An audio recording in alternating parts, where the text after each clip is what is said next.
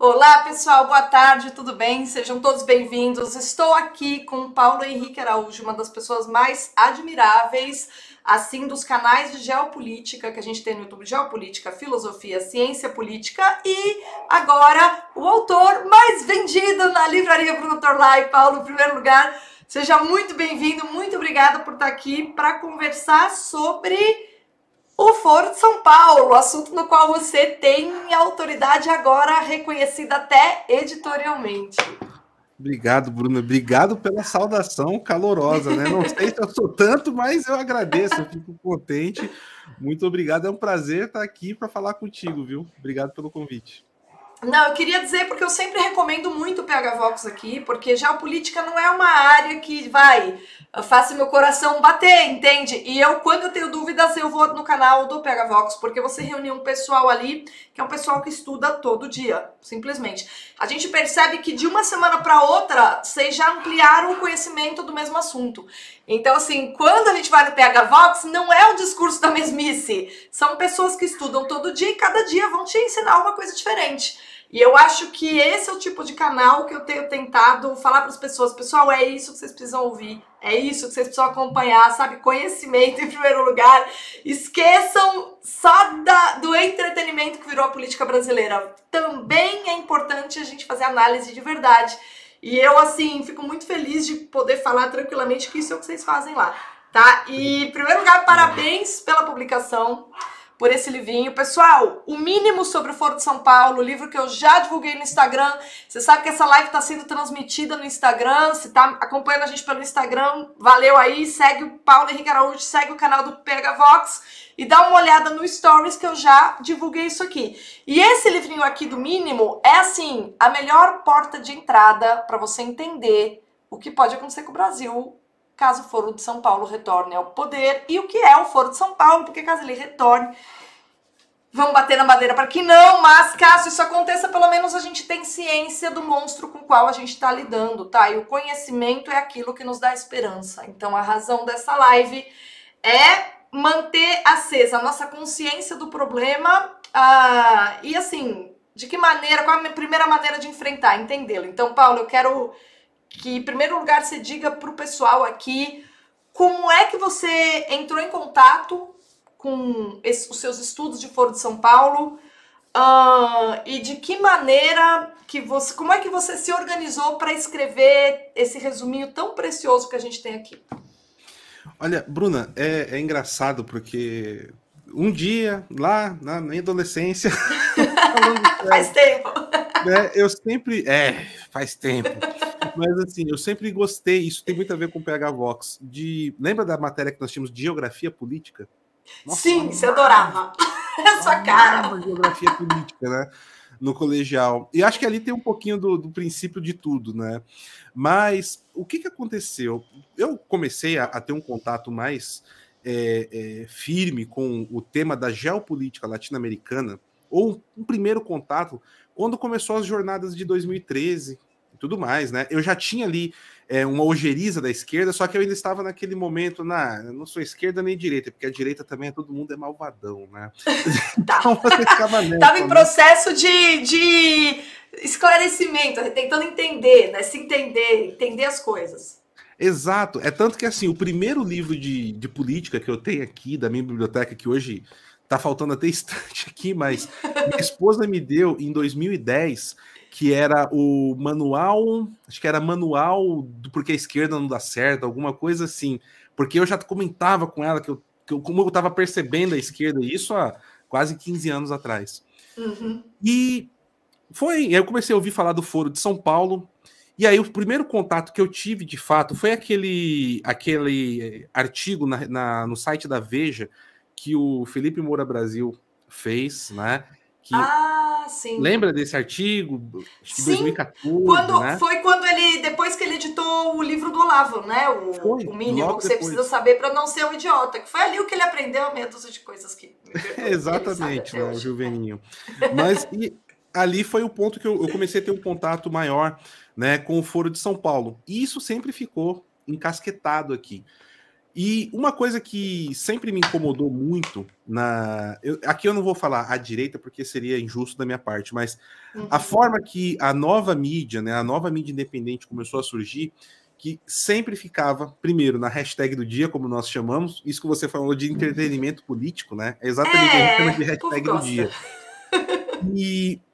E como o brasileiro, muitas vezes, ele só olhava isso no aspecto geral, população, produtor de conteúdo, jornalista, algo que acontece somente no Brasil. E uma das coisas que me marcou muito, quando eu comecei a ler sobre o Foro de São Paulo, foi o que o Marco Aurélio Garcia falou, na época ele ainda era vivo, que se você quiser entender o que vai ser o governo do PT, falou isso lá quando o Lula foi eleito, é só você olhar para o Itamaraty. E quando eu vi essa frase, eu falei, cara, aqui está uma chave importante. E aí foi quando eu fui começar a estudar a relação do BRICS, a relação do Irã, a relação aqui na América Latina, aquela crise com o Paraguai, né, que nós tivemos ali em 2012 do Fernando Lugo. Você sempre gostou de geopolítica, assim? Sempre. Sim, sempre. Por isso que eu falei lá na minha adolescência. Mas por isso você é um cientista político bom. Eu acho impossível você ser um bom cientista político sem ter uma formação sólida em geopolítica. Eu acho muito difícil. Exatamente. Isso é muito importante. E, para resumir, para encurtar a história, né? Quando começou o PH Vox, ainda como canal com o meu nome, eu tenho um programa que é clássico, todo mundo gosta, Análise da Semana, que é sábado de manhã. O senhor Sepúlveda e eu, nós adotamos uma missão. Vamos fazer desse programa um radar da geopolítica latino-americana, porque acontece muita coisa que impacta o Brasil e nada é falado profundamente. E justamente em setembro de 2019 foi quando nós Porque primeiro você estava no Terça. Sim. Aí você abriu o PH Vox em 2019 já, né? Faz tempo. 2019. O PH Vox ele começa, né, com outro nome ainda, mas em julho de 2019. Tá. E aí em setembro, né, logo depois que eu saí do Terça em junho de 2019, nós começamos a fazer esse programa. E estava acontecendo 3 coisas ao mesmo tempo. Primeiro, nós tivemos toda aquela crise no Chile, que todo mundo lembra o que aconteceu no Chile, metrô pegando fogo, o exército na rua, foi um caos.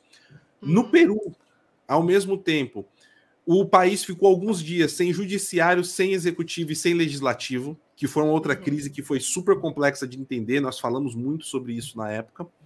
E o terceiro foi uma crise enorme que começou primeiro na Colômbia, depois vazou para o Equador. Tudo articulado. E aí eu comecei a mapear isso, e eu lembro que eu estava montando a pauta, eu estava presencialmente com o senhor Sepúlveda, eu falei, senhor Sepúlveda, em julho, nós tivemos reunião do Foro de São Paulo em Caracas. E aí foi a hora que a gente falou, opa, peraí. E aí eu comecei a pesquisar, nessa mesma época eu encontrei, isso está tudo no livro aí, os acontecimentos, né, não essa história.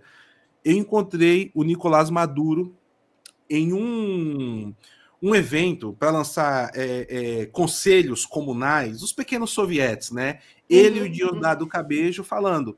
Que a Dilma tentou passar aqui, né? Não vamos esquecer que ela até tentou, mas não rolou. Ela tentou. O Lula tentou e a Dilma depois tentou e não conseguiu, né?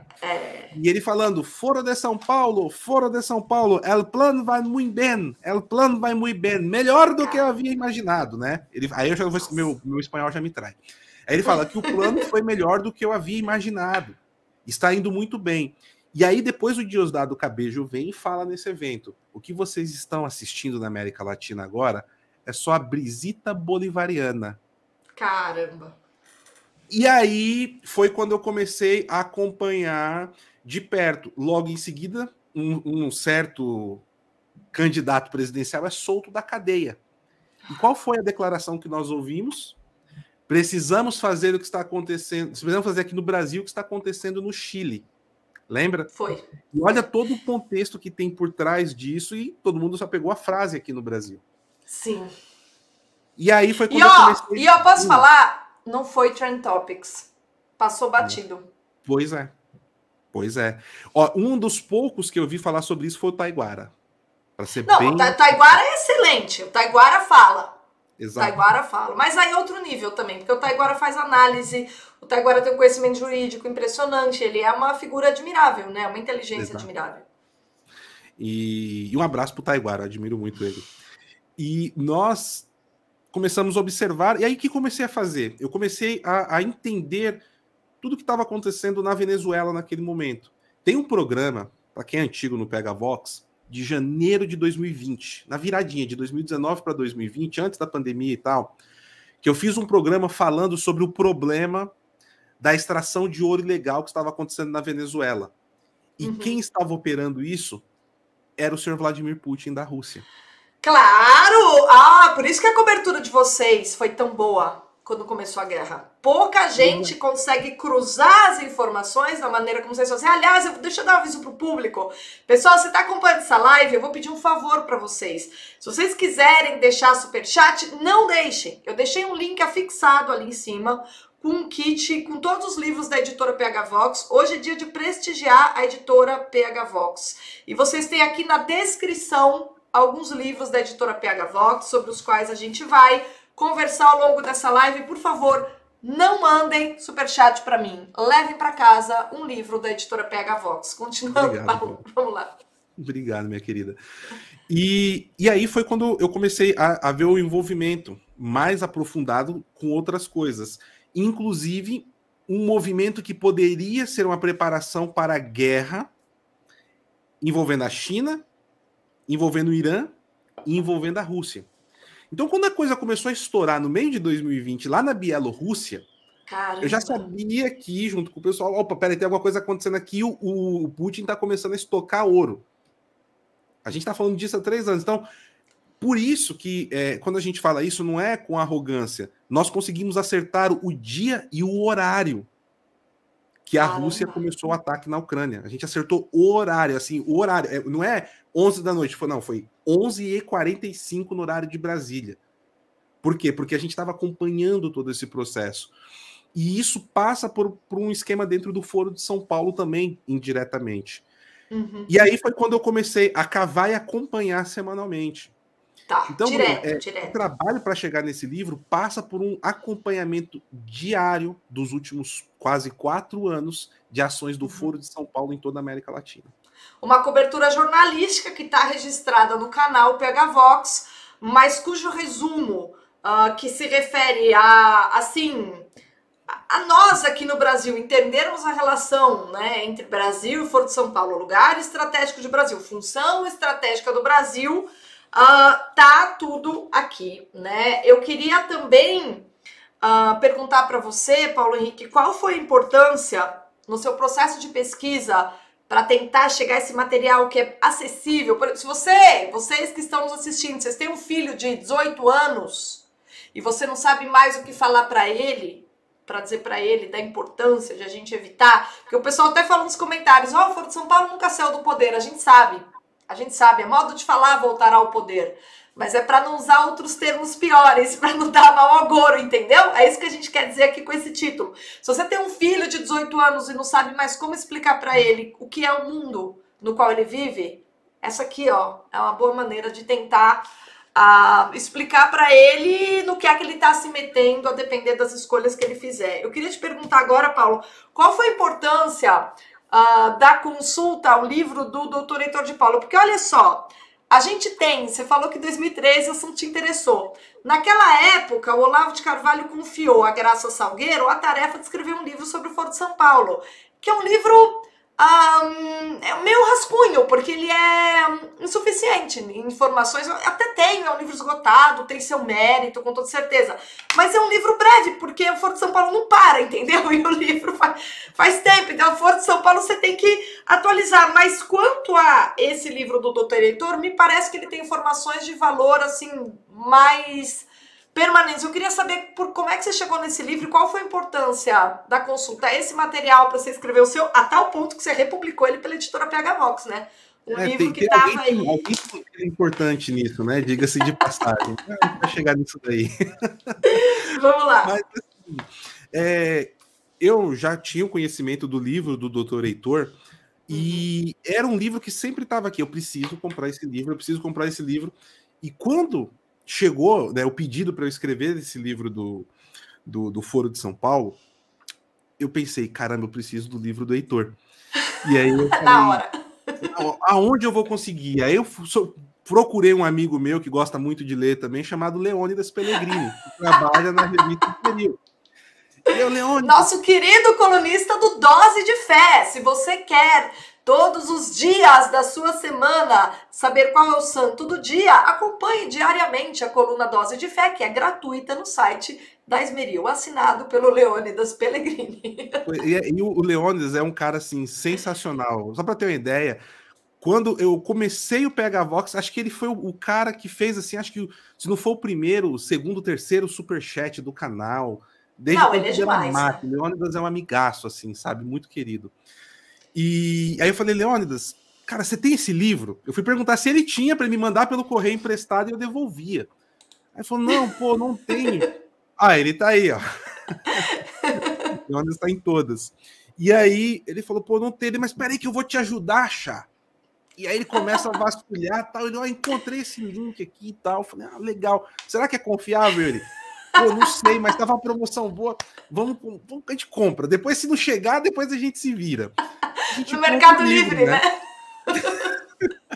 E aí ele foi perguntar para você, né? Ô, Bruna, você conhece esse aqui, esse cara? Será que esse link é confiável? Tal? E você, é lógico que é confiável. Eu que tô vendendo esse livro aí. Pessoal, pra vocês entenderem a história, esse livro aqui, O Eixo do Mal, tinha um resto de livrinhos que eu até tenho em algum lugar da casa que a gente tem muito, eu devia ter pegado para mostrar, mas ele é pocket, com a letra pequenininha. Só que a gente não quis, meu marido adora o Dr. Heitor. Era assim, fã do Dr. Heitor. E quando ele soube que a antiga Rádio Vox que publicou esse livro e deixou 1.000 exemplares, assim, pra, sei lá, jogar no lixo, ele foi lá, comprou e só pôs no mercado para distribuir, entendeu? E aí a coincidência é que quando o Leônidas me perguntou, porque eu já tinha feito live com o Dr. Heitor e tal, se o link era confiável, eu falei, não tem, porque é nosso, né? A gente que foi redistribuindo e a gente tinha correio toda semana. Mas a gente sabia que precisava de uma reedição, porque o Dr. Heitor já tinha ampliado o livro, entendeu? E, enfim, quando o Paulo... E aí o Paulo falou, Bruna, eu vou pegar hoje na sua casa. Pois e aí depois... Aí o resto é história, né? Porque é engraçado, porque é muito engraçado isso. Nós temos 3 livros que abordam o Foro de São Paulo por aspectos diferentes. Sim. E os 3 livros nasceram juntos e tem a história meio entrelaçada. O do professor Olavo, sim, o do Heitor, que nós acabamos de lançar, e esse aqui mesmo, o meu, né? O Mínimo sobre o Foro de São Paulo. Né? E aí que a história fica engraçada. Por quê? É igual série, né? 15 dias antes, né, de chegar nesse dia que nós estamos falando, eu fui convidado para escrever um mínimo. E a minha ideia, a início, era falar sobre algo voltado ao Império, né? Eu sou monarquista, né? Eu ia falar sobre o Império. E aí, só que eu tava pensando, não, então vamos falar sobre o Império, ver como que vai ser. Eu falei, não, tudo bem. E me bateu, eu falei, mas peraí, ano de eleição, Foro de São Paulo, e eu tô falando lá no canal há muito tempo, toda a análise da semana, acho que faz uns 2 anos que eu falo, o Brasil está enfrentando o abraço vermelho do Foro de São Paulo, o Foro de São Paulo está voltando com tudo, ninguém tá percebendo. Sim. Essa reação toda foi o Foro de São Paulo. Exato. Perseguição aos conservadores, tudo. A sensação era de gritar no deserto, assim, sabe? E há 2 anos a gente falando, olha, tá acontecendo, tá acontecendo, tá acontecendo, tá acontecendo. E eu falei, não, tem que ser sobre o foro. Aí eu peguei e falei, conversei com o pessoal, eu conversei com o Tom, né? E aí o Tom Perrone, né, que é o editor-chefe do selo, aí ele falou, cara, essa ideia é sensacional. Aí ele falou, não, gostei muito. Eu falei, mas por que você gostou tanto? Ele falou, não, porque a gente vai lançar a última obra que o Olavo colocou à mão. E vai ser sobre o Foro de São Paulo. O título do livro é Foro de São Paulo. Só que o livro ele vai trazer vários artigos do professor Olavo falando sobre a fundação do Foro de São Paulo, aspectos de como o Foro de São Paulo influenciou estrategicamente a política. E o professor Olavo ali, para quem lê esse livro do professor Olavo, ele é ótimo, porque ele vai explicando vários conceitos ideológicos de como que foi possível criar o Foro de São Paulo a partir de uma mentalidade marxista e tudo mais, do pensamento revolucionário. Aí, isso é quando eu apresentei a proposta, minha proposta era mostrar como o Foro de São Paulo ressurgiu das cinzas. E trabalha. E ressurgiu das cinzas. E ele falou, isso vai ser um complemento editorial, porque é o mesmo grupo, né? O Mínimo e a Vide Editorial faz parte do mesmo grupo editorial, e vai ser um excelente complemento editorial da obra. Não que eu estou complementando o livro do Olavo, pessoal. Pelo amor de Deus, eu não tenho. Não, mas Paulo, vamos fazer justiça. O livro do Olavo tá aqui na descrição, pessoal. Os 3 livros sobre os quais a gente está falando estão na descrição para vocês, tá? Além do kit ali dos livros da PH Vox. Eu acho que isso aqui, tá? Os 3 estão na descrição e o do Olavo. Eu já divulguei o livro do Olavo aqui. É um dos mais vendidos na minha livraria até hoje. Tá lá entre os 10 mais vendidos, porque ele é muito bom, mas eu acho que tem um diferencial o seu, é o acompanhamento cotidiano. Então você fala da ação concreta. Quando você mostra as operações, a pessoa consegue ver na frente, entendeu? Então eu acho que é uma extensão, sim, do ensinamento que o Olavo deixou, né, aí sobre o Foro de São Paulo. Sim, e porque aí o pessoal falou, deu essa ideia, eu falei, bom, ok, então eu tirei todo, porque assim, lá no PH Vox, Bruna, eu faço um trabalho particular, mas que é feito pela equipe, né, não é um trabalho que eu faço sozinho, mas eu tenho catalogado todas as notícias que nós tratamos nos últimos 3 anos e meio, sabe que é todas? Todas. Esse é o seu cara organizado. Programa por programa. E aí eu tirei o pó, né? E comecei a organizar, montar a estrutura disso para escrever o livro. Aí foi o momento que eu falei, eu preciso do livro do Heitor para pegar alguns precedentes dos anos 60. Porque não tem muito material disso, é muito escasso. E porque o Heitor conseguiu... o doutor Heitor, ele é fantástico, gente. Vocês não têm noção do que é o doutor Heitor de Paula. Não, mas, ele é uma inteligência brilhante, né? Absurda. Absurdo. E porque o doutor Heitor de Paula, ele fez um trabalho de cavar em locais que já era difícil daquela época para escrever o livro dele, para pegar alguns contextos históricos. E outro que foi muito importante é um jornalista que eu admiro demais, para mim é um dos maiores jornalistas do Brasil, que é o Leonardo Coutinho. Ele é fantástico. Ele é o que a gente pode chamar de jornalista raiz, assim, de verdade nos dias de hoje, né? Raro. Twitter, né? Mas ele é sensacional. Inclusive, ele escreveu um livro também, Hugo Chaves, O Espectro, né?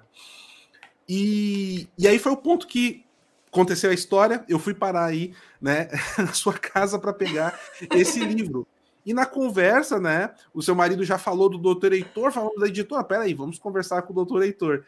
E aí nasce essa trinca, né? A Vide Editorial, né, fazendo o livro do professor Olavo, que dele saiu a ideia de fazer esse meu do Foro, e da necessidade desse do meu do Foro nasceu o Eixo do Mal latino-americano, né? Mas, pessoal, essa é a melhor edição que está no mercado. Por quê? Porque isso aqui é a 3ª edição do Dr. Heitor com complementos. Aquela que a gente vendia porque a gente ficou inconformado de ver parada, quando o Paulo Henrique falou que tinha interesse em publicar assim, bonito, letra grande, entendeu? A gente falou, nossa, que maravilha, como o doutor Heitor vai ficar feliz. Porque ele queria tanto ter em papel essa 3ª edição, e, agora as pessoas, isso aqui pra mim é um item obrigatório de biblioteca de geopolítica, entendeu? Eu já falei isso aqui nesse canal e falo de novo. Se você gosta de geopolítica, acompanha o PH Vox, isso é um livro que você tem que ter, porque eu acho que o doutor Heitor, ele parte de documentos internacionais, né?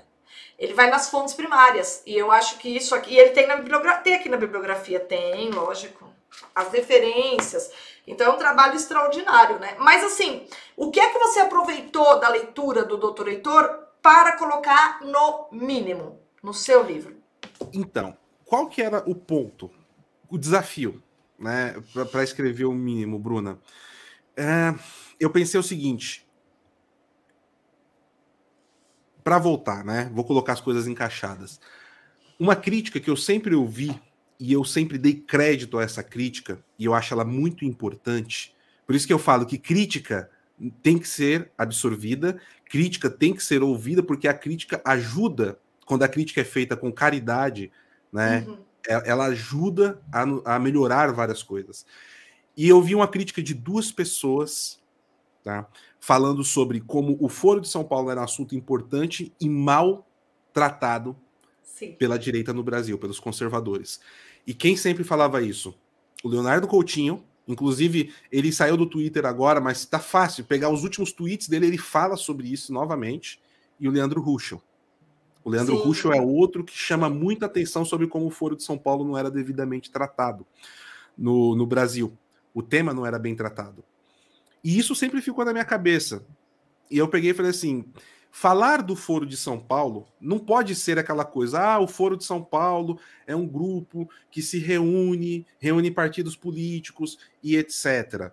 Né? Ou outra coisa que eu já fiz questão assim de acabar, no bom sentido da palavra, a discussão no início, na apresentação do livro, não, o grupo de Puebla é o novo Foro de São Paulo. Não, não é, gente. Não é, isso é um erro crasso. Não é. Uhum. E eu aprendi isso no PH Vox, porque eu ouvi isso muitas vezes. Pois é. E aí foram vocês que falaram que não, que é diferente. Pois é, pois é. E o Ivan tá perguntando se você leu o chat. Sim, Bruno. Eu já respondi para ele que eu leio. E aí, um abraço pro Careca. E aí... O Leônidas está aqui também. Ele chegou um pouquinho mais tarde, mas está aí acompanhando a gente. Olha, Leônidas, volta aí que eu falei mal de você, viu? Pra você ficar sabendo. E aí, eu fiquei observando, eu ficava observando, eu falava, mas como abordar isso? Porque qual que é o grande problema? E isso é um problema que muitas vezes o escritor ele pode ter, que é a vaidade. Bruna, você escreve Exato. Também, a gente sabe. O escritor ele quer falar bonito, ele quer ser pomposo. Mas ele quer cada livro tem um propósito. Se você quer ser didático, você tem que esquecer de você e pensar no público. Né? Exato. E esse foi o ponto. Eu pensei exatamente nisso. Eu falei, esse livro, as pessoas têm que sentir o Foro de São Paulo na esquina da casa dela. Isso! Esse é o diferencial. Né? Por isso que eu falo, é uma porta de entrada, porque a pessoa... Foro de São Paulo, tal. Não. Aqui o negócio é mapeado, pessoal. É assim, é concreto o negócio aqui, é concreto. Dá exemplos, Paulo. Dá exemplos, assim, de como você monta. Aí o que eu pensei foi, vou escrever esse livro num estilo jornalístico, como se a pessoa estivesse lendo uma matéria de uma revista. Essa sensação que eu quis dar. E aí eu peguei o livro do Heitor para pegar alguns precedentes históricos que ele traz, porque o livro do Heitor, ele não fala necessariamente do Foro. O Foro de São Paulo, ele é um pedaço do livro do Heitor. O Heitor, ele fala sobre como o movimento comunista soviético tomou a América Latina nos últimos 80 anos, né? O livro do Heitor, ele é basicamente isso, e a junção com o que hoje o pessoal chama aí comumente de globalistas. Isso. E o livro do Heitor, eu peguei coisas para entender a Revolução Cubana aliada à Revolução Soviética, né? Que o Heitor traz isso. Isso foi muito importante.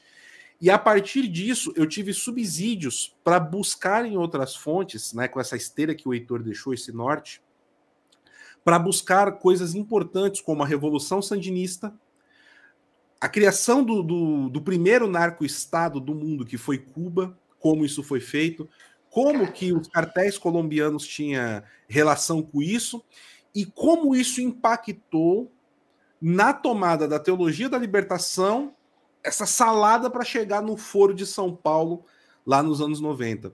Então, assim, tem coisas, por exemplo, Bruna, nesse livro que é inédita. Eu não vi isso em nenhuma outra obra que eu já tenha lido, né, da própria Graça e tal e tudo mais, que é o quê? É porque tem fonte primária aqui, né? Exato. Então, assim, aonde foi o local e o dia que o Lula e o Fidel Castro se conheceram? E através de quem? Eu só vou dar uma dica aí, porque o assunto tá em alta, né? Tá todo mundo comentando de ontem para hoje. Tem a ver aí com Daniel Ortega. Ai, pessoal, meu Deus do céu. Só pra gente deixar o pessoal oriçado, né? Tem a ver com... Não, é um livro fácil de ler, rápido de ler, e que eu acho assim, se eu tivesse um filho com 17 anos, com título de eleitor na mão... Eu compraria por Sedex para isso chegar rápido antes do dia 30 de outubro. Mas Exato. Vamos lá. E aí, o que eu faço, Bruna? Eu mostro, depois da fundação do Foro, isso aí o livro tem quase 300 páginas, né? É as primeiras 50 páginas. Acho que é o maior do mínimo. É o maior livro do mínimo que eu já recebi. O coitado do Felipe, né? E foi o editor que trabalhou comigo, porque é o seguinte... rapidinho isso. Quando chegou o pedido do livro, assim, Paulo, ó, o mínimo é um livro fácil, tal, etc. Tem que ser 40 laudas. Tá bom, 40 laudas, vamos lá. Foi chegando. Quando chegou na metade, Felipe, eu tô com quase 70. Eu acho que eu fecho o livro com 80. E ele, não, tá bom. No final, 113 laudas. Caramba. É tanto que se você comparar com os outros mínimos, Sim. vai ver que a diagramação é mais apertadinha, a fonte diminuiu e tal. Porque assim, ó, só para nível de comparação... Olha aqui, ó. Isso. Não, olha aqui, ó. Os caras pegaram a página até aqui, entendeu? E mesmo assim, vai ser o seu livro mais grossinho. Se você comprar... Porque essa coleção do mínimo tá ficando muito legal. Se você fizer a coleção do mínimo, você vai ver que esse aqui vai ser o mais gordinho deles. Ó, só para ter uma noção de comparação, esse aqui é o Estados Unidos Partido da Sombra, que eu escrevi com o Ivan. Né? Você vê que é um livro que não é tão pequenininho. Esse livro tem 120 laudas. Esse aí tem 113. Só para ter uma noção de comparação. Mas ele é agradável. A letra não é pequena. Deu para pôr as notas. Ficou super bonito. Ficou legal. Ficou super bem feito. O Felipe fez milagre, né? Mandar um abraço para ele aqui também. Coitado. Ainda no final, assim, no dia que a gente fechou para mandar para a gráfica, ele falou assim: você me engambelou, hein? Você quase triplicou o tamanho do livro. Mas assim, porque qual que foi a minha preocupação? Não adianta a gente começar a falar do Foro de São Paulo para atingir esse nível de fazer a pessoa sentir ele na porta de casa se você começa a falar dele do nada. Então tem um pequeno contexto histórico no começo, tem a importância do Fidel, e o que eu quis mostrar é o seguinte: o Foro de São Paulo não é uma sala que está todo mundo agora, vamos voltar no plano para dominar a América Latina. Não, ele é feito por diversos agentes. Existe uma linha histórica desses agentes. E muitas pessoas falam do Lula e do Fidel. O Lula foi importante? Foi. O Lula é importante? É. Mas tudo foi armado e arquitetado para que o centro, o núcleo de tudo isso fosse, primeiro, a figura de Hugo Chávez, depois a Venezuela. E tudo fosse uma sucursal a partir da Venezuela, o que ainda é uma realidade. É uma espécie de sede, Paulo? Uma sede. Cuba como cérebro, mas a sede de operações é a Venezuela. Tá. E o Fidel, ele tinha o Hugo Chávez como uma espécie de sucessor da Revolução Latino-Americana. Não é o Raul Castro. O Raul Castro herdou o poder em Cuba, que agora está com o Díaz-Canel. Mas o sucessor da Revolução Latino-Americana, que ele escolheu pessoalmente, foi o Hugo Chávez. E o Hugo mesmo Chávez... porque é o mesmo perfil político. É o mesmo perfil, é tudo, tudo.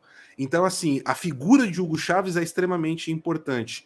Então, eu quis desmistificar. Pera, falamos do Foro. Ok, você está lendo um livro sobre o Foro de São Paulo, mas vamos esquecer isso um pouco. Vamos falar de Venezuela.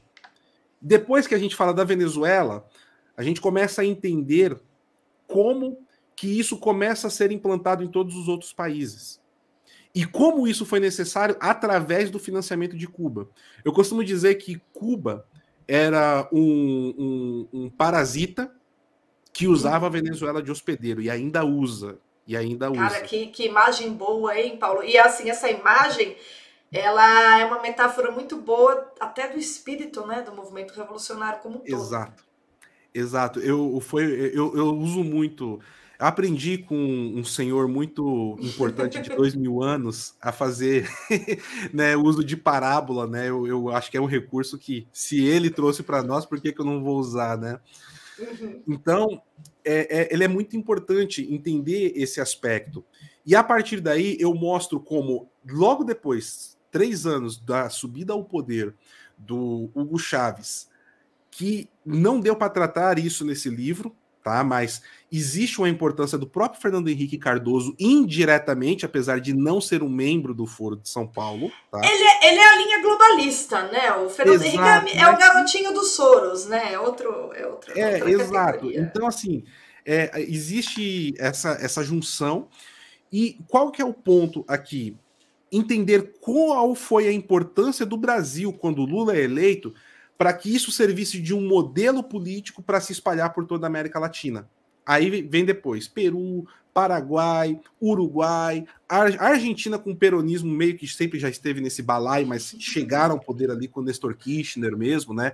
O Foro de São Paulo em si. E aí é o ponto que eles tiram a máscara, olha, o Foro de São Paulo existe, fazemos reuniões, estamos aqui, Aí o Fórum Social Mundial, que era o contraponto, né, ao Fórum Econômico Mundial do Klaus Schwab, começa a ser feito. Para se ter a ideia da figura, da importância de Hugo Chávez, em 2005, em Porto Alegre, ele foi ovacionado como grande líder da Revolução, e o Lula vaiado. Só para a gente ter uma noção. E chega ao ponto que, em 2008, a reunião do Foro de São Paulo ela acontece, Bruna, na cidade de Montevidéu, no Uruguai, no prédio que é sede do Mercosul. Tipo assim, arrancaram tudo. E aí, o que o livro vai trazer para o pessoal? Nesse momento, o que o Foro de São Paulo começou a fazer? Na Bolívia.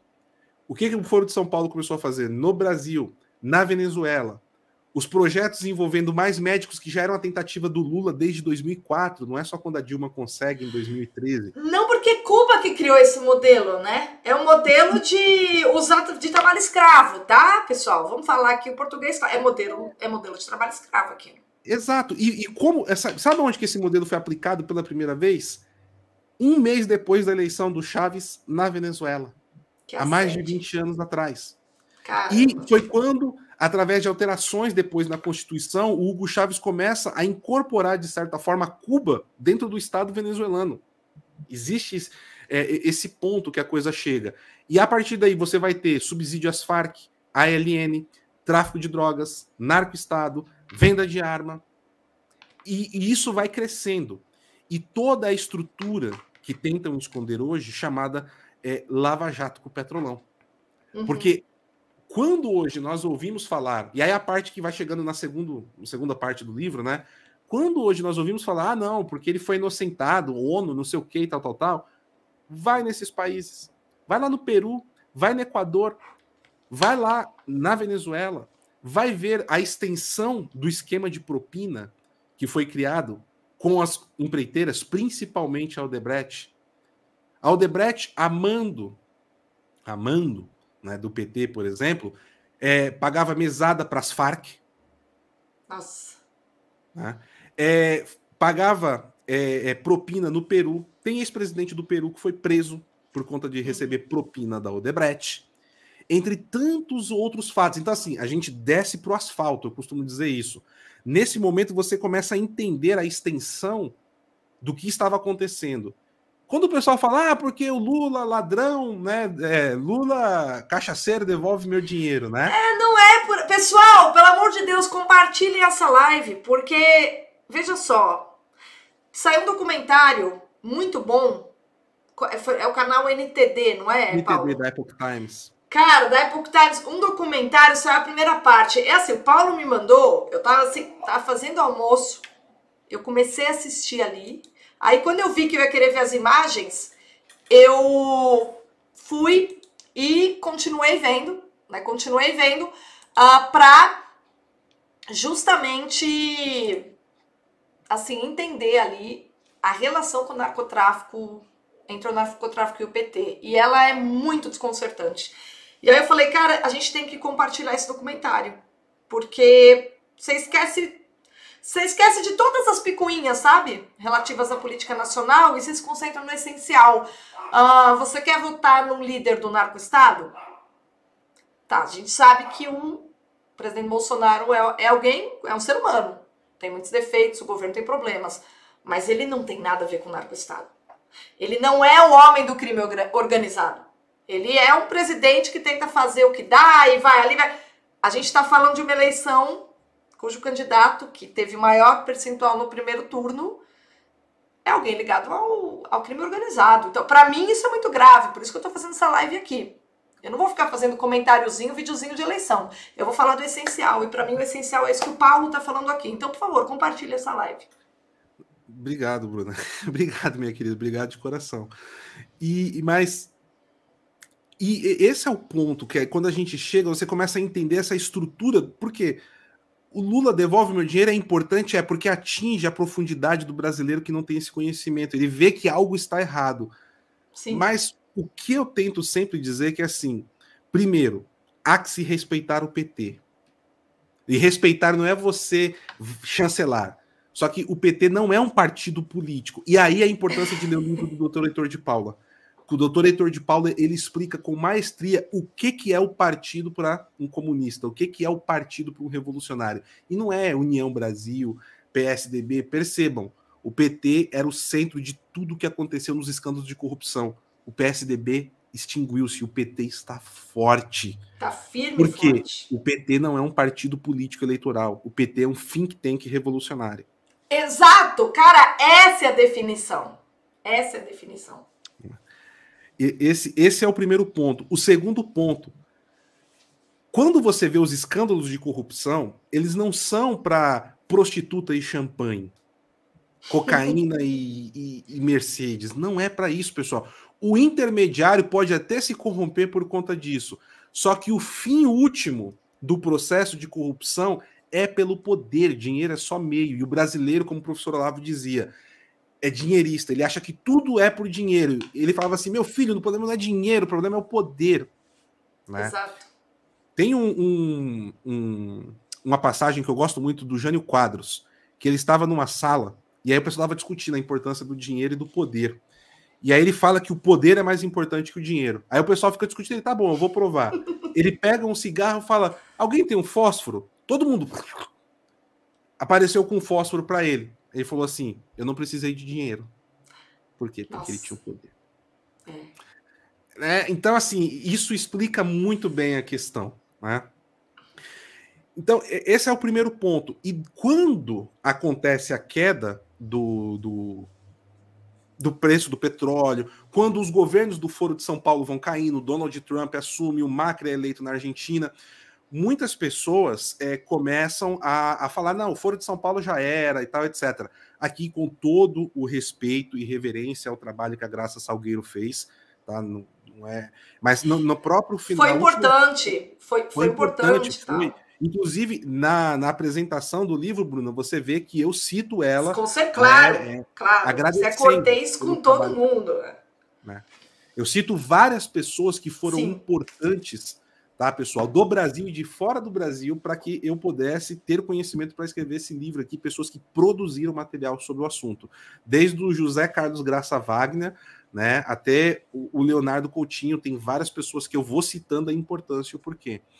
Só que, por exemplo, no final do livro, dessa última edição, que é da Observatório Latino, né, a editora que acho que não existe mais, a Graça fala, não, o Foro de São Paulo foi de 2006, ele já foi aniquilado, agora a gente vai ter que lidar com o resultado, com o que aconteceu, com o que sobrou dele, né? E eu via justamente o contrário disso, porque o Foro de São Paulo está mais forte do que nunca, ele retornou mais forte do que nunca. E aí é o ponto, Bruna, que entra no ponto crítico do livro, que é explicar como isso aconteceu, que é um pouco daquela história que eu contei de 2019 lá atrás. Existe um papel determinante, que era tanta coisa para colocar no livro, que eu citei esse papel determinante, mas ainda não foi possível aprofundar o quanto era necessário. Tá? Está no livro isso, mas isso precisa ser ampliado ainda. E o papel mais importante para que o Foro de São Paulo conseguisse chegar ao nível que está no momento, tomando todos os países, tem um nome. E tem gente que não aceita isso. O nome do cidadão é Vladimir Vladimirovich Putin. A gente tenta falar, mesmo tomando porrada. Tem algumas coisas que a gente precisa falar. A gente não quer, a gente precisa... Olha, outro dia eu divulguei aqui, Paulo, aquela HQ sobre o Putin. Sim. Porque ali você vê como que ele acumulou dinheiro, saqueando o Estado, saqueando a riqueza da Rússia. E o Putin, ele fez uma escada para alcançar o poder em cima de dinheiro. E hoje ele tem como operar internacionalmente, porque ele é uma das pessoas mais ricas do mundo. Então não se iludam, tá? Pois é, Bruna. E o que acontece? Depois que o Putin... O Maduro, em 2019... Quem lê o livro vai ver essa história completa. Ele estava com as malas prontas. O carro já estava ligado na porta do Palácio Miraflores. Ele recebe o comando. Não saia do poder. Não saia do poder. Quando teve aquela, só para o pessoal lembrar, quando teve aquela pressão, né? Na época que o Guaidó foi reconhecido, vários países, etc. O povo estava na rua, o pau estava quebrando. O Maduro ele ia cair. O Maduro já estava com as malas prontas. Eu não estou falando figura de linguagem, pessoal. É literalmente. Literal. Ele recebe uma ligação e fala: não saia. Fique. 2 dias depois, chega o primeiro avião, mais ou menos aí, não citei o número exato, mas mais ou menos, com 300 soldados de um grupo de milícia privada do Putin chamado Wagner Group. Desembarca na Venezuela. E o avião que deixa esses soldados lá volta carregado com ouro. Caramba! Depois, durante vários meses, nós temos chegada e chegada de material bélico dentro da Venezuela, vindo da Rússia, mercenários postos lá e soldados do exército russo de inteligência dentro da Venezuela. As fábricas de Kalashnikov começam a operar mais do que nunca. Sim, pessoal, existem fábricas russas de Kalashnikov dentro da Venezuela. Ó, aqui o Renato tá falando, ó. Hoje no Mundo Militar fez vídeos contando tudo isso na época. Hoje no Mundo Militar tem gente que faz piada dele aí, tem uns e outros aí que são desinformados, porque assim, são pessoas que não são tão bem informadas quanto tu pensa, é um grande canal, presta um grande serviço. Eu acompanho no Instagram, eu acompanho no Twitter, eu acompanho no YouTube, porque a cobertura dele é muito boa e ele vai direto ao ponto. Mas, recapitulando, Paulo. Exatamente. Então, o que acontece? Naquele momento, o primeiro momento que o Maduro esteve para cair foi em 2017. Qual que era o problema? Precisava de um apoio logístico aqui na região. Não tinha, porque o presidente era o Temer. Em 2019, nos primeiros 5 dias de governo do presidente Jair Bolsonaro, começa, através do Ernesto Araújo, todo o trabalho de combate ao Foro de São Paulo. Tá? Então, e pessoal, para escrever esse livro, inclusive eu tive a oportunidade de entrevistar alguns diplomatas brasileiros que aceitaram falar comigo sem serem citados, né? Alguns diplomatas, e eu ouvi coisas de bastidores que nem tudo eu coloquei no livro porque nem momento. Dá, né? Nem dá. Cabe, é muita coisa.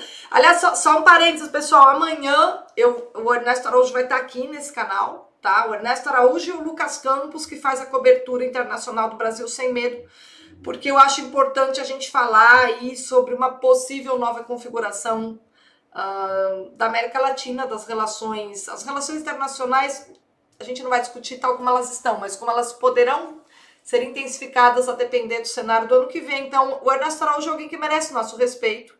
Eu gosto de insistir nisso. As pessoas, às vezes, se apegam a picuinhas para desprezar pessoas que nos ajudam a pensar. É o caso do Ernesto Araújo, tá? E quando ele esteve no poder, vocês podem ter certeza que não teve um dia que ele não pensou em combater o Foro de São Paulo. Isso foi um legado importante, né, Paulo? Quem lê o livro vai perceber isso, não é porque eu estou falando no livro, com dados. Tem dados. Falei para vocês, isso aqui é mapa concreto. Tudo que o Paulo fala tá ancorado num conjunto de acontecimentos que parece que você tem um mapa na sua frente quando você lê esse livro. Então você consegue ter uma percepção visual daquela, assim, do planejamento e ação. Planejamento e ação. Exato. Do Foro de São Paulo. Exato. E só para ter uma noção, o livro tem 248 páginas, tem 280 notas de rodapé. 280 aqui, ó, notas de rodapé. 236. 236. Então, o cara fez milagre. Fez. 280 notas de rodapé. Tem quase uma 90% são links. Sim, link. E eu fiz questão de pegar links assim, ó, da Folha, Estadão, É o País, só jornal da grande mídia. Por quê? Isso aqui é um blog obscuro que não sei o quê, teoria da conspiração. Não, tá aqui, ó, tá na Folha, tá na Veja, tá no É o País, tá no Clarim. Eu fiz questão de fazer isso, o que dobrou o meu esforço. Mas é por quê esse esforço? Para ajudar a convencer aquelas pessoas que acham que não, na época do Lula, tudo era maravilha. Não, todo político rouba, política é tudo igual. Não, peraí, vamos entender então o motivo do porquê isso está acontecendo. Para quem entrou agora, ó, o mínimo sobre o Foro de São Paulo, a gente está aqui contando tudo que envolveu a redação e composição desse livro, cujo autor é o nosso convidado, Paulo Henrique Araújo, do PH Vox. Desculpa, Paulo, pessoal que entrou agora. Não, que isso, Bruna. Então, nesse momento, onde o ponto que eu estava, né? O Maduro esteve para cá em 2017, não foi. E aí, que existe aquele ex-militar que foi assassinado numa favela, lembra? No mês de janeiro de 2018. Ele foi cercado, ele se entregou, assassinaram ele e tudo mais. Em 2019, era o momento que o Maduro precisava de um empurrãozinho para cair. Esse empurrãozinho não foi dado. E esse empurrãozinho deveria ser dado. E esse empurrãozinho não foi dado. E o que aconteceu? Não existe vácuo de poder em política. Não existe. Deixaram o vácuo. Quem assumiu o vácuo? Vladimir Putin. E a partir daí, a gente tem a reorganização. Porque isso acontece no primeiro semestre de 2019. Em julho de 2019, o Foro de São Paulo se reúne, as estratégias são montadas e começa a ser aplicada em todos os países. A maior vítima, eu falo isso que assim é de dar dó, assim, é de destruir. O país que é a maior vítima de todos nessa história chama-se Chile. Chile. O que o Chile está sofrendo com o Foro de São Paulo, a partir desse vácuo de poder que foi deixado e pelas ações indiretas do Putin, vai destruir o Chile. O Boric pode ser impeachmentado amanhã. Não importa. Não importa. O Chile vai ser destruído por dentro. Daqui 30 anos a gente vai falar do Chile como um estado assim difícil, com crise social, com a economia destruída. Por quê? Lembre-se do que foi feito em 2019 com o Chile através do Foro de São Paulo. O único país até agora, Bruna, só tem um país que se salvou. Um único, que é o Equador. Caramba. E eu vou falar uma coisa que é uma inspiração aqui para os brasileiros, tá? No exato momento que a gente está vivendo. Sabe como o Equador foi salvo? No primeiro turno das eleições, o candidato do Foro de São Paulo venceu. Houve uma união enorme da população, sobretudo da TFP. Existe uma TFP no Equador, tá? Com outro nome, né? Tem associação, tá? Mas é a TFP, criada pelo Dr. Plínio Corrêa de Oliveira, né? O saudoso Dr. Plínio Corrêa de Oliveira. Esse grupo de ação montou uma estratégia, os católicos, uniu todos os cristãos, fez uma frente ampla na rua, não foi na internet, não. Foi na rua, de convencimento, e foi assim que o Guilherme Lasso foi eleito, que é o atual presidente do Equador. Que é uma vitória que ninguém esperava. Todo mundo já estava dando mais um país que caiu nas garras do Foro de São Paulo, e não caiu por quê? Por conta da ação do povo, da União dos Católicos e a coordenação da TFP. Caramba, então, como isso é importante, né?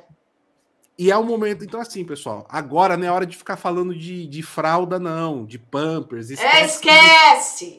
Aliás, Paulo, você fala o nome do documentário da Epoch Times, o pessoal tá aqui perguntando e eu não coloquei na descrição. Você fala o título para o pessoal encontrar. Claro, o título é As Eleições do Fim do Mundo. Mas é NTD o canal do YouTube que isso, NTD em português, que é da Epoch Times, né? Do pessoal lá, os dissidentes chineses e tal. Inclusive, eu participo do documentário, o Senhor Sepúlveda, né? Doutor Heitor. Eleições do Fim do Mundo, pessoal. Assistam, assim, só assistam e compartilhem para o máximo de pessoas que vocês puderem. Muito, muito, muito, muito, muito, muito. Tá, procurem ali no NTD do YouTube. Mas se vocês baterem no YouTube as eleições do fim do mundo, vocês vão encontrar, tá? Sim.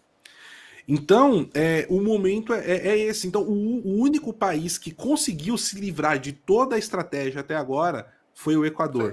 Peru caiu, a Nicarágua... E o Peru é um país...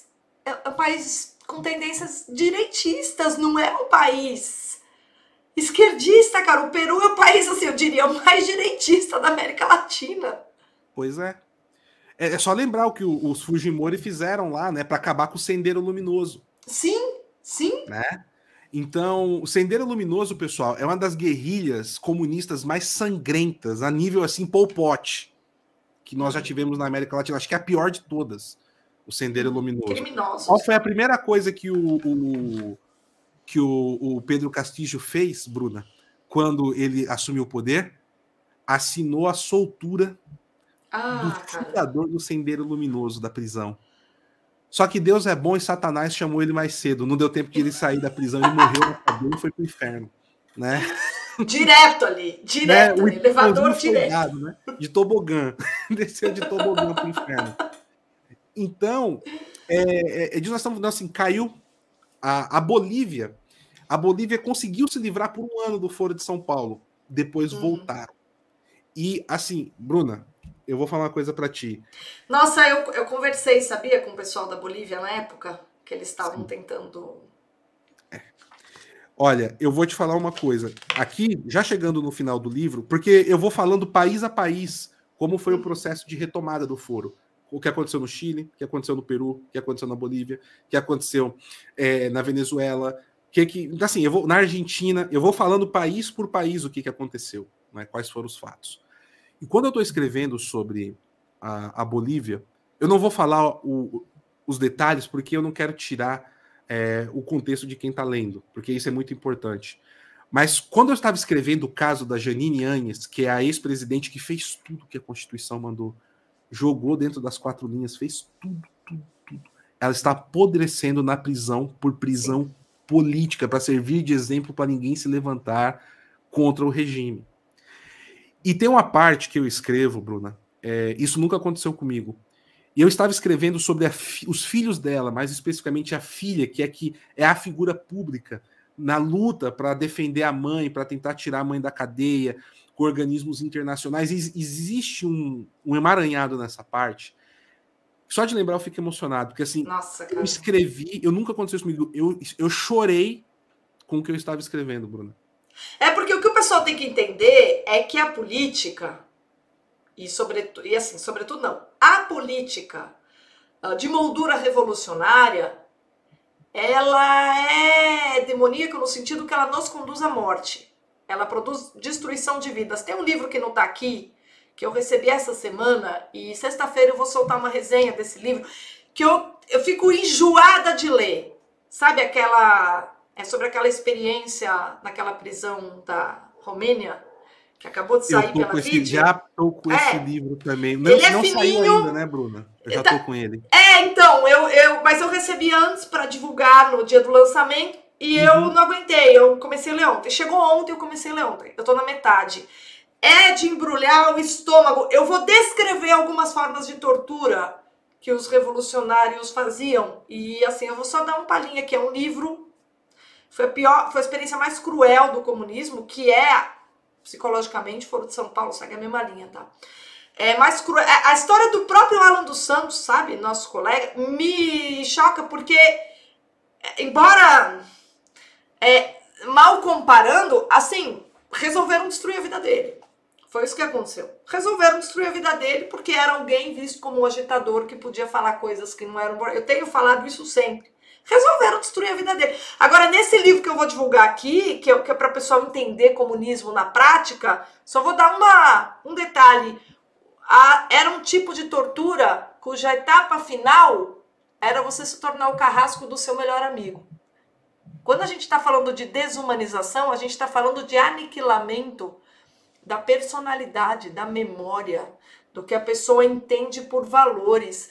A gente está falando da destruição do ser humano enquanto ele está vivo. A gente está falando da produção do inferno em vida da pessoa. E é isso que esses movimentos representam, é isso que essa maneira de fazer política representa.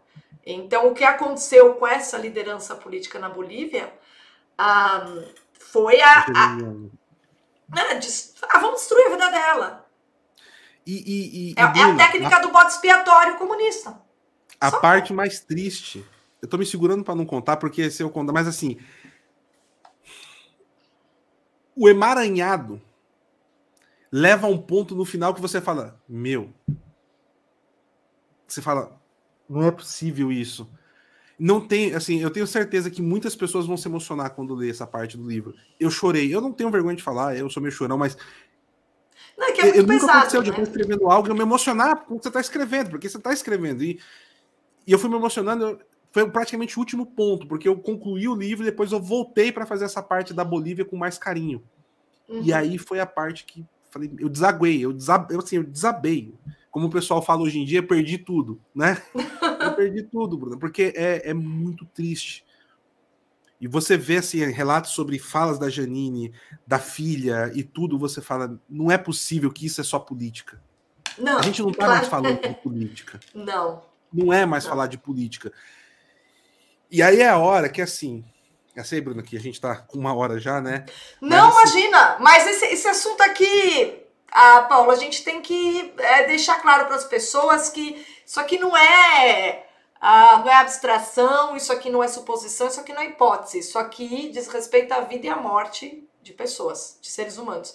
E o que diz respeito à vida e à morte de seres humanos é o seguinte, a que ponto, olha esse aspecto da condição humana, que tipo de política simplesmente nos obriga a transformar a nossa vida no inferno. Né? Quando a gente está falando de linha de ação, de maneira de fazer política revolucionária, que é o que o Paulo falou, isso não é só política, o que a gente está é a presença do demônio, entendeu? Não é brincadeira, é literalmente. Se você lê, é o que eu vou falar quando eu for apresentar a história daquela prisão. Paulo, quando eu estou lendo, eu falo, cara, não é possível. Quando o Olavo falava que o comunista era psicopata, o pessoal acha que é força de expressão, mas não é. Não é força de expressão, entendeu? E eu, quando eu terminei de escrever o livro, foi por volta das 7 horas da manhã, Bruna. Né, no dia 23 de agosto. Mas você varou a noite ou você acordou cedo? Os últimos 5 dias foi... Acho que eu dormi...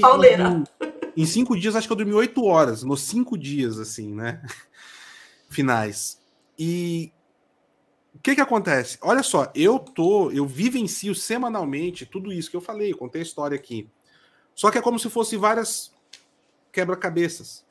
Pecinhas de quebra-cabeça. É como se você estivesse com a lupa em cima da formiga. Então a formiga parece enorme e tal. E quando você tira a lupa da formiga e você tem a visão de conjunto de como a coisa tá,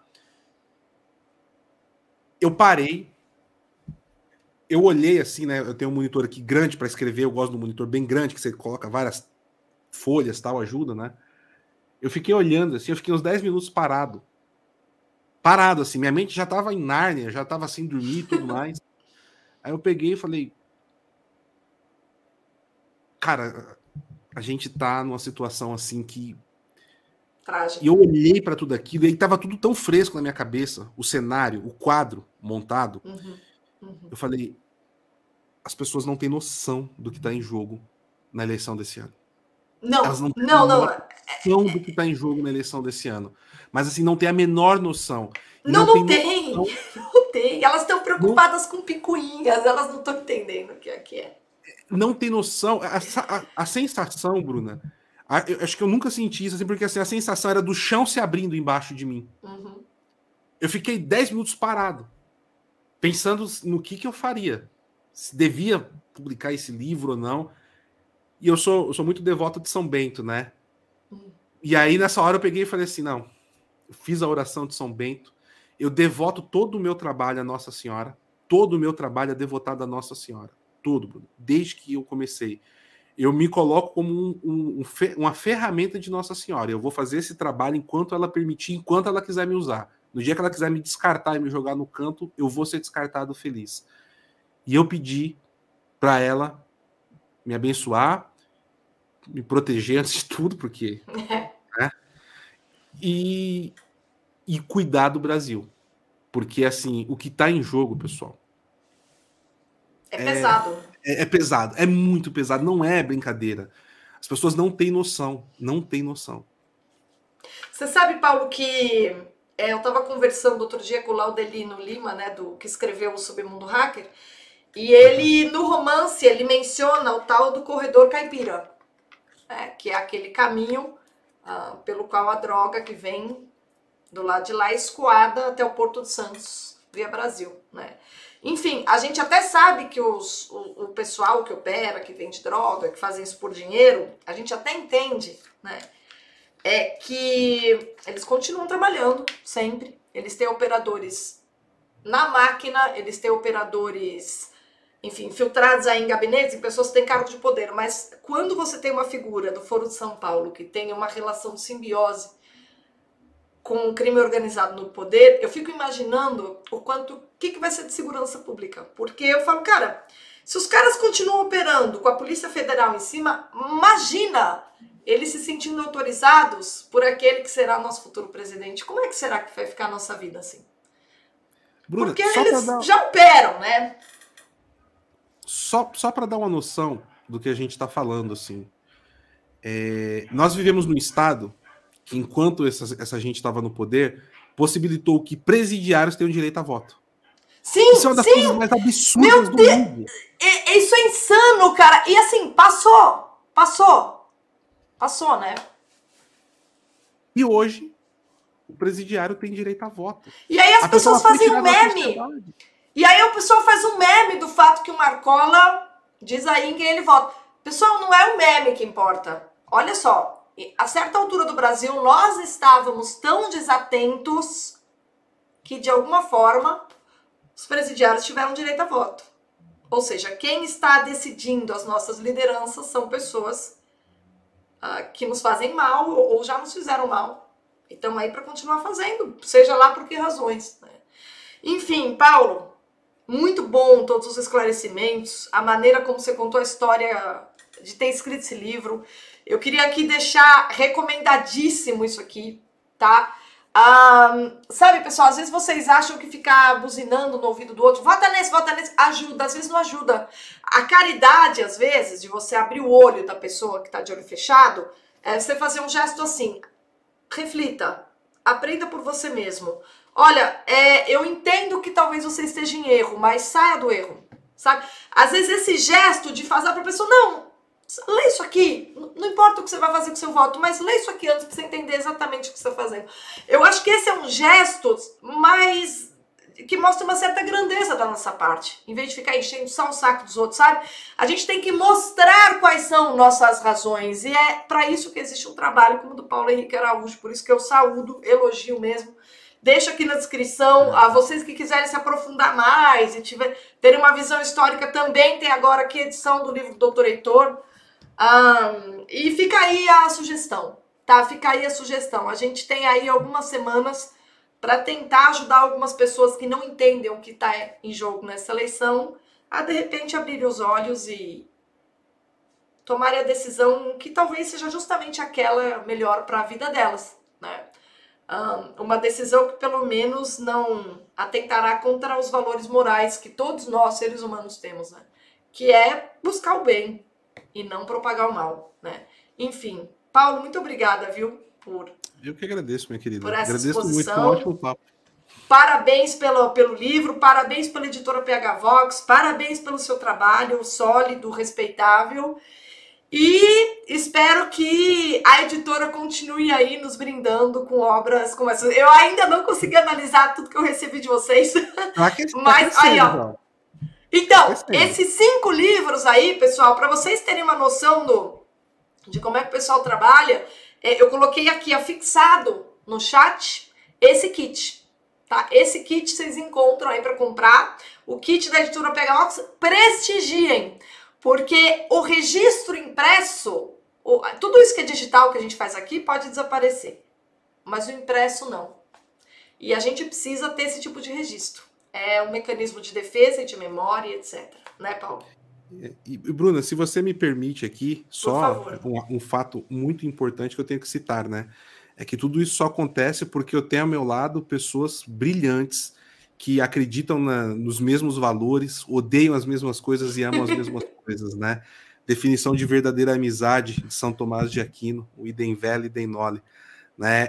Eu não tenho como deixar de citar todos do PH Vox, né? Que são importantes para isso, né? O senhor Sepúlveda, o Ivan, o Roger, a minha esposa, que sacrifica o nosso casamento por abraçar tudo isso, né, para que eu possa fazer tudo isso, né, não seria qualquer esposa que aceitaria isso, né, então eu tenho que agradecer a todos, né, o Anderson Sandes, o Pedro, que já trabalhou com a gente, assim, são muitas pessoas que não claro, existe, né, a figura pública e tal, mas não é só o Paulo todo. Sem essas pessoas, nada disso aconteceria, né? Nada, Sim. nada, nada. Sim. Nada, né?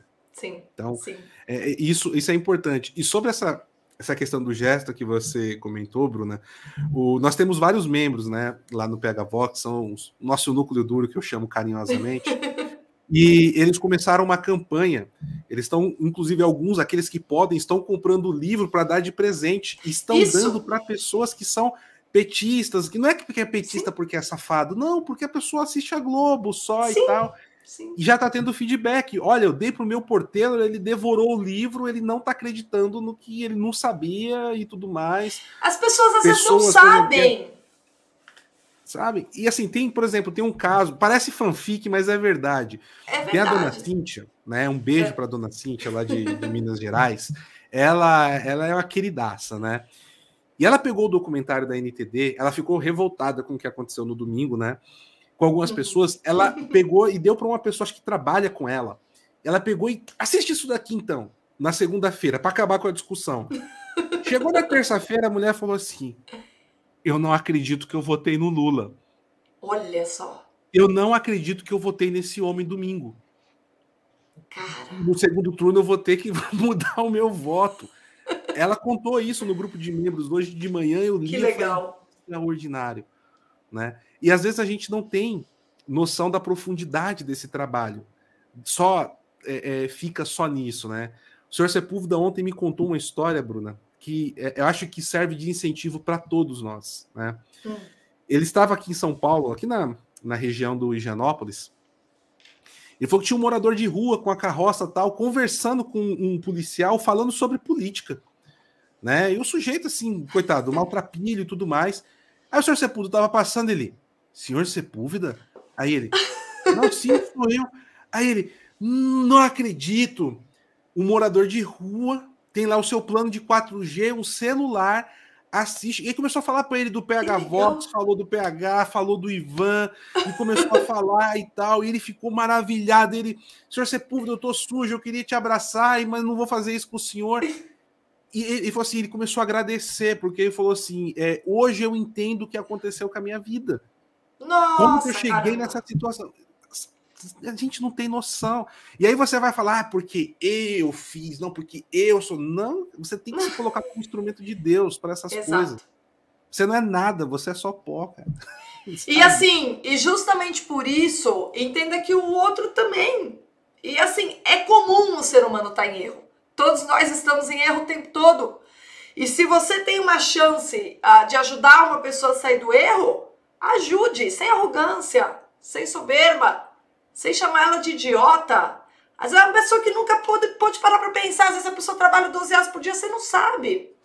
Entendeu? E aí é por isso que eu sempre falo aqui, o que é mais importante do que tudo? Cultura. E o que é cultura? É um livro como esse. Que você faz com que uma pessoa que votou no presidiário no domingo, depois de ter lido na terça-feira, fale: meu Deus do céu, o que é que eu fiz? Tá? É a cultura que consegue conduzir, ajudar as pessoas a encontrarem o caminho da verdade. É esse documentário do NTD, divulguem, é esse tipo de material. É por isso que às vezes o pessoal não entende, sabe, Paulo? Às vezes eu fico aqui fazendo só lives tipo de filosofia mesmo. Mas é por quê? Porque o meu interesse é ajudar as pessoas a refletirem. Porque eu sei que quanto mais as pessoas aprimorarem a reflexão, mais facilidade elas têm para ler um livro como esse. Eu não me importo de ter baixa audiência. É um trabalho importante, entendeu? Porque uma pessoa que reflete melhor, ela ensina isso para a família. Ela conversa melhor na mesa e o nível todo das pessoas vai melhorando. E esse é o trabalho sólido e esse é o trabalho que vai ajudar o Brasil. Tá? Então, pessoal, tá aí todas as dicas. Paulo, mais uma vez, muito obrigada. E obrigada por ter contado essa história aí do seu Sepúlveda maravilhosa. E todos esses relatos. E vamos lá continuar acompanhando aí a cobertura de vocês até dia 30. E eu participei da cobertura do BSM no domingo, da apuração, né? Mas eu não tinha visto o resultado dos deputados, que era o que me interessava. E aí depois eu tive uma ingrata surpresa no dia seguinte, porque nós aqui em São Paulo não tivemos uma eleição tão maravilhosa quanto parece. Mas política é assim mesmo. A transição é lenta, tem que ter paciência, comemorar os pequenos ganhos e evitar os piores males, tá bom?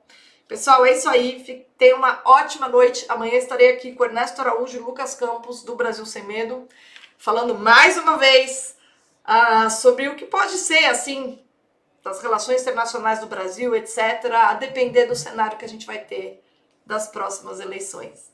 Boa noite, obrigada e até mais.